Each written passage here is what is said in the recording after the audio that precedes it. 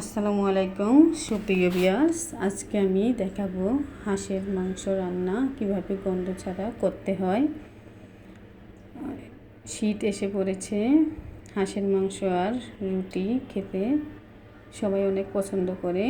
আজকে আমি দেখাবো কিভাবে হাঁসের মাংস একদম গন্ধ ছাড়া কিভাবে রান্না করতে হয়।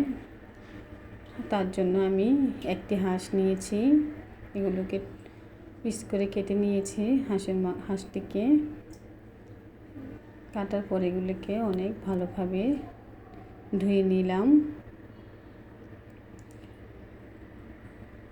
হাঁস থেকে আলাদা একটা স্মেল আসে, ওই গন্ধ যাতে না আসে তার জন্য এই প্রক্রিয়া রান্না করেছি।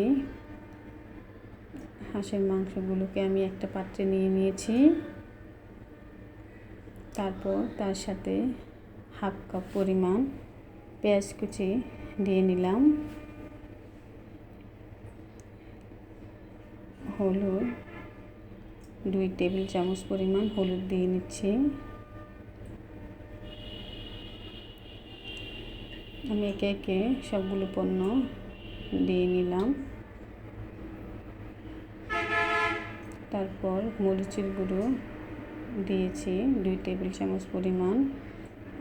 যদি আপনারা ঝাল পছন্দ করেন তাহলে আপনি মরিচটা বেশি কম দিতে পারেন। আমাদের বাসায় ঝাল সবাই কম খায়, তার জন্য আমি 1 চামচ দিয়েছি।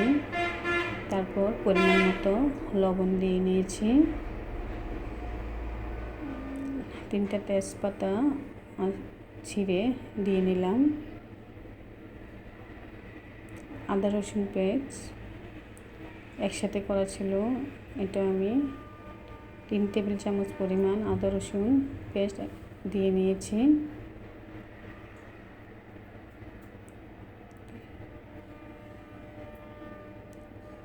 তারপর গরম মশলা পাটায় বেটে আমার মা দিয়েছিল, ওইটা আমি দিয়েছি। 2 টেবিল চামচ পরিমাণ গরম মশলা বাটা দিয়েছি। তারপর তেল দিয়ে নিলাম। হাঁসের মাংসটা একটা তেল রান্নার সময় তেল ছাড়ে, তার জন্য আমি তেলটা অল্প দিয়েছি।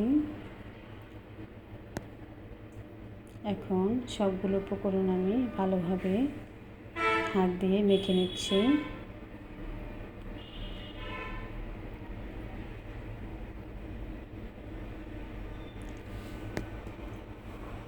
মাংসগুলো আমার মাখা হয়ে গিয়েছে। এখন আমি চুলায় আগুন ধরিয়ে বসিয়ে দিব। অল্প পরিমাণ পানি দিব, দিয়ে আমি ঢেকে চুলায় বসিয়ে দিলাম।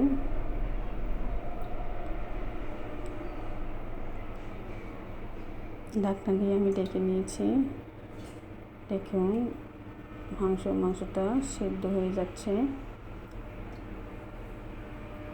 এগুলোকে যাতে লেগে না যায় তার জন্য নেড়ে নিয়েছি। আর যেহেতু আমরা চালের রুটি দিয়ে খাবো তার জন্য কয়েক পিস আলু দিয়েছি।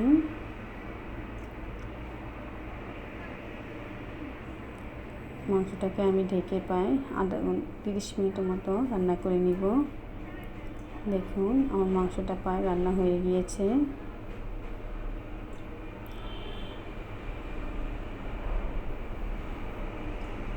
সবাই ভালো থাকবেন, আল্লাহ হাফেজ।